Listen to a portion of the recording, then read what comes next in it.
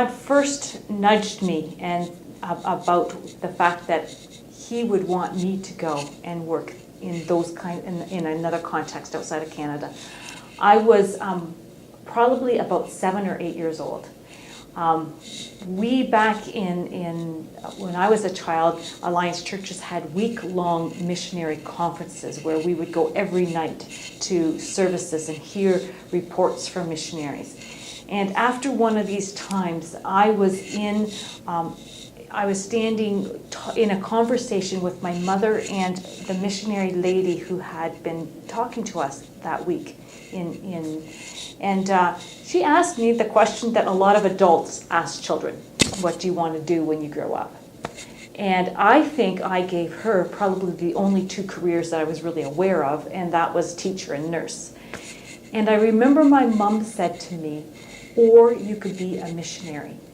And that, I believe that God, by His Spirit, planted in my spirit the first nudge of that call. And I grew up believing that I would one day serve my Lord in another culture. And that was something that grew.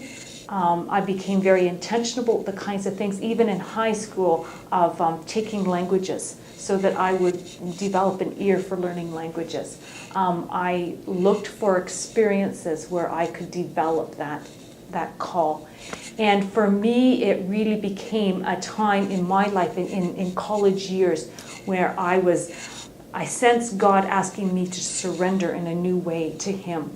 And one of the things that I laid on the altar was, God, I am willing to serve you anywhere, even if it means staying in Canada, because the call in my life was so great.